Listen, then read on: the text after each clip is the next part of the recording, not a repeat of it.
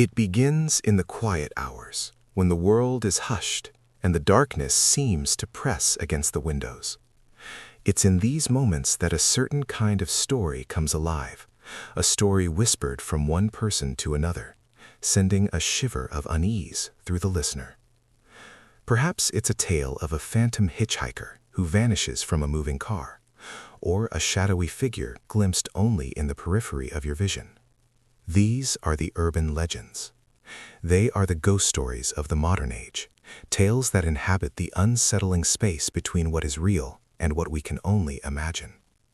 They are told and retold, reshaped with every telling, until they become a part of our collective consciousness. These stories know no borders, from the sprawling metropolises of the United States to the most remote villages in Japan.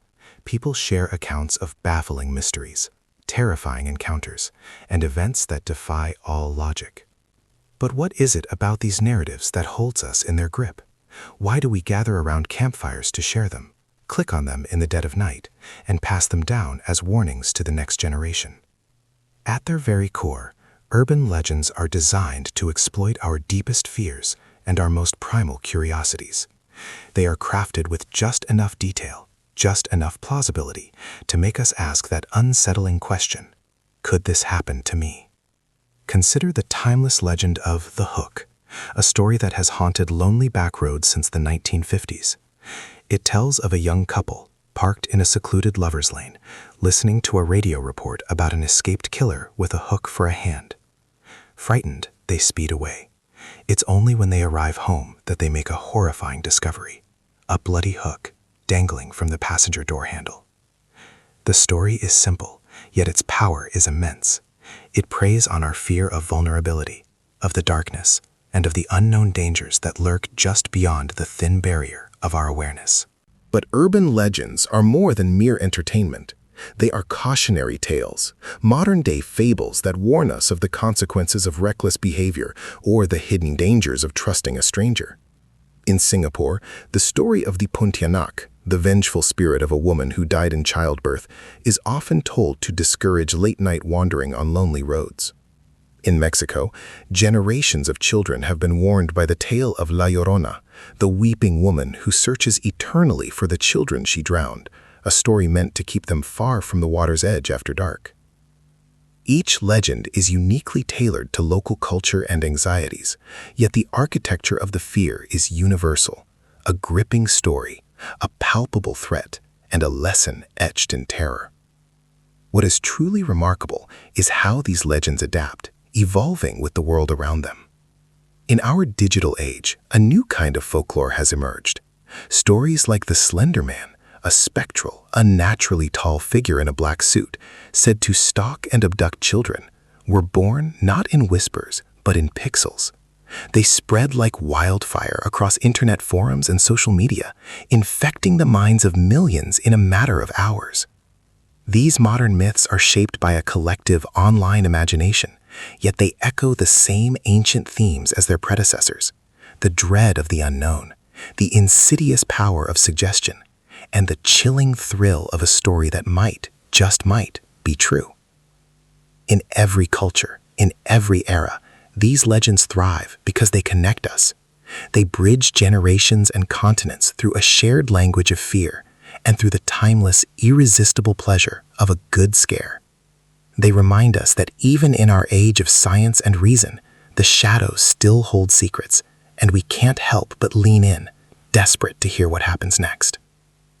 To understand the chilling power of these legends, we must journey back to a time when the line between fact and folklore was blurred, and fear was a tangible, living thing. The origins of our most terrifying nightmares are not found in a single event, but woven from a dark tapestry of historical anxiety, cultural superstition, and real-world horrors that have haunted humanity for centuries.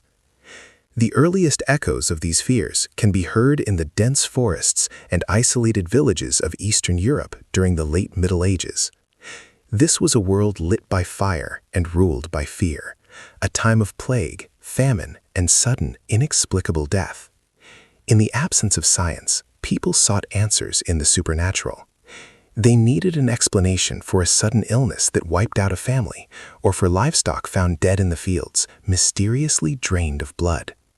And so they turned to stories that filled the terrifying void of the unknown with something even more terrifying: a monster. One of the first documented accounts emerged from the region of modern-day Serbia. In the year 1725, an Austrian official recorded the strange case of a man named Petar Blagojević. Following his death, a wave of inexplicable fatalities swept through his village. Terrified locals claimed they had seen Blagojević himself, risen from the grave, wandering the village at night and visiting his family to demand food. When authorities finally exhumed his body, they found it disturbingly preserved with fresh blood on his lips, a grotesque parody of life. Gripped by a primal terror, the villagers did the only thing they could think of. They drove a wooden stake through his heart, an act that would become forever iconic in the lore of the undead. This was not an isolated incident. Similar reports began to surface across the Balkans, spreading into Hungary, Greece, and Poland. The very word vampire entered the Western European languages during this period, carried on the sensational pages of newspapers and in official military reports. These accounts often described exhumed corpses that appeared bloated, with hair and nails that seemed to have grown, and bloodstains around their mouths. We now understand these as the natural, if unsettling, processes of decomposition. But at the time, they were seen as undeniable proof of a supernatural predator feasting on the living. These beliefs were not always dismissed by the authorities. In fact, religious and legal institutions sometimes gave them credibility. In some communities, entire villages would participate in elaborate anti-vampire rituals. The dead were disinterred, garlic and holy water were brandished, and gruesome ceremonies were performed to ensure the dead remained dead. With every retelling, with every ritual, the legend grew stronger, reinforced by collective fear and the desperate human need to impose order on a chaotic and frightening world. But the legend did not remain confined to remote villages. As these stories spread across Europe in the 18th century, they captured the imagination of the educated elite, of writers, poets, and philosophers. The vampire transformed from a crude, shambling corpse into a symbol of forbidden desire, of societal decay, and of the profound mysteries of life and death. It was no longer just a monster lurking in the shadows of a village. It was a nightmare that had seeped into the collective consciousness of a continent, a legend born from fear and forever nurtured by the darkness that lies at the very edge of our understanding. But what makes these tales so potent? The answer isn't just in the story itself. It's written in our own biology. Fear is not merely an emotion. It is a full-body primal experience, hardwired into our DNA for a single purpose: survival. But what is truly happening, moment by moment, when that cold grip of fear takes hold? Imagine you hear a sound in the darkness, an unexpected footstep, a floorboard creaking upstairs. That instant jolt, that split-second, heart-stopping reaction, is where the story of fear begins. It starts deep inside your brain, in a small, almond-shaped cluster of neurons called the amygdala. The amygdala is the brain's ancient alarm system, constantly scanning for threats. When it detects something alarming, it sounds a silent siren, long before your conscious mind has even had a chance to process what is happening. This alarm signal flashes through your brain to the hypothalamus, which acts as the body's command center. The hypothalamus immediately activates the autonomic nervous system, which in moments of fear unleashes its sympathetic branch. This triggers a cascade of chemical reactions, flooding your body with adrenaline and other stress hormones. Your heart begins to hammer in your chest, pumping blood to your muscles. Your breathing becomes rapid and shallow, pulling in more oxygen. Your pupils dilate, allowing more light to enter, sharpening your vision for any sign of danger. Even your skin reacts, erupting in goosebumps, a vestigial reflex from our ancient ancestors whose hair would stand on end to make them appear larger and more threatening to predators. All of these physical changes are preparing your body for what is famously known as the fight or flight response. But there is a third, equally primal reaction. Sometimes, when a threat feels utterly overwhelming, the brain chooses to freeze.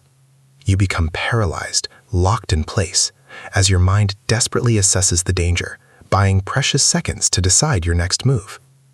But fear is more than just raw instinct. The brain's prefrontal cortex, the center of reason and decision-making, quickly gets involved. It analyzes the situation, asking questions. Was that noise just the house settling, or is it something more sinister?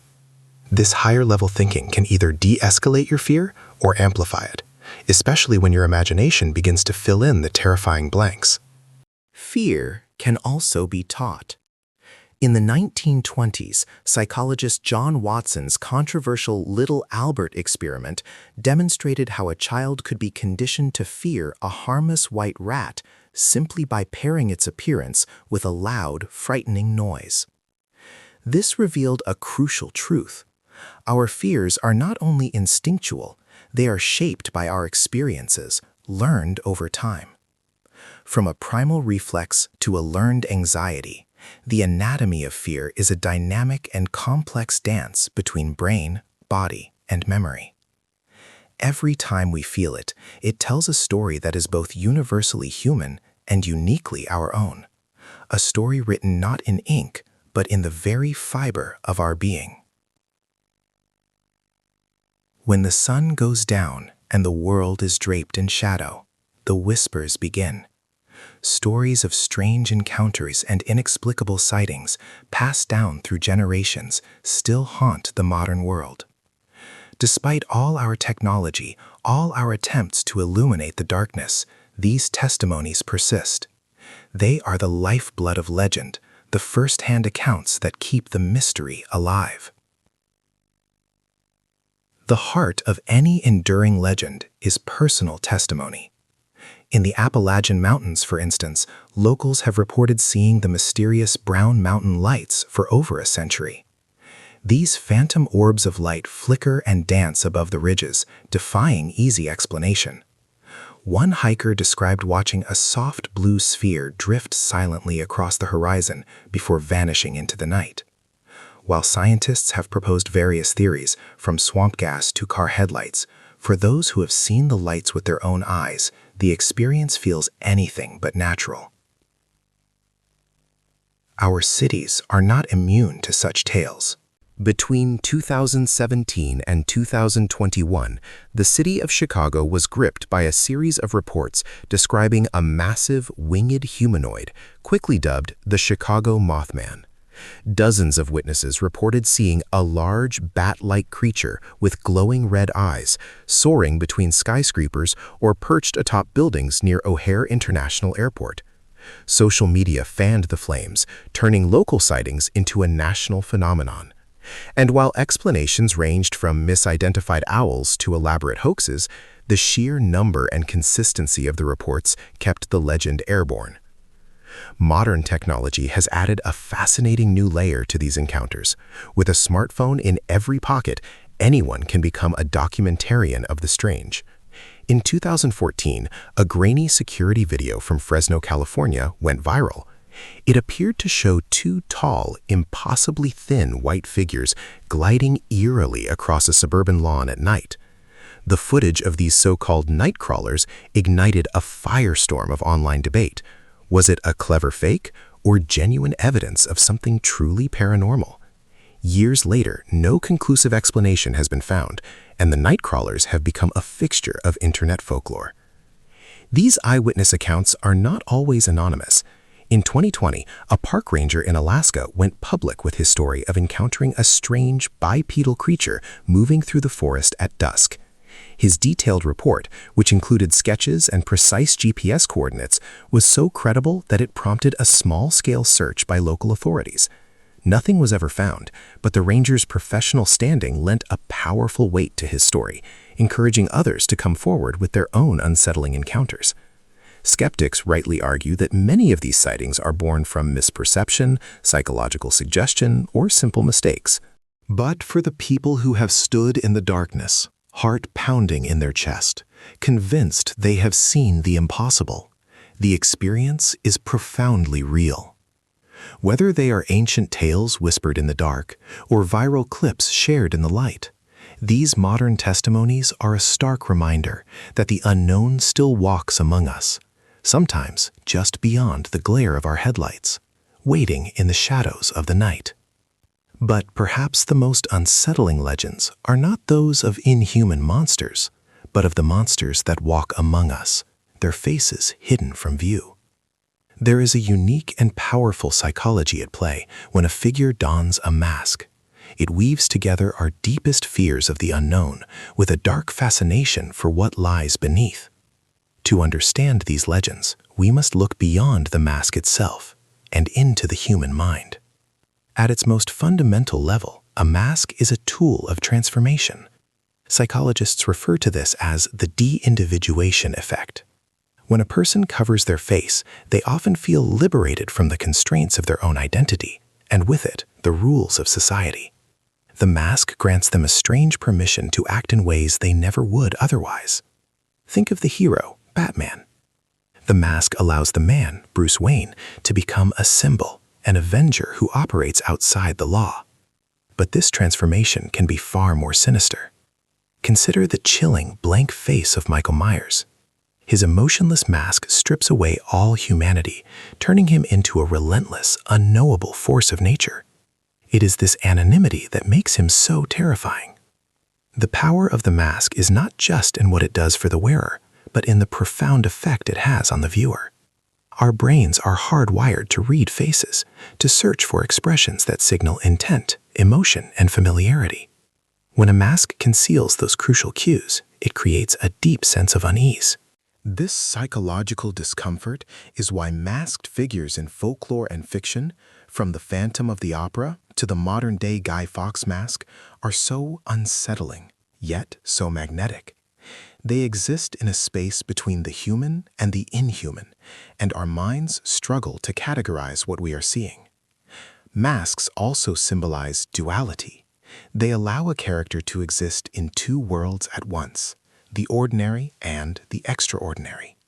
Zorro, by day, is the mild-mannered nobleman Don Diego de la Vega, but by night, behind the simple black mask, he becomes a swashbuckling champion of the oppressed.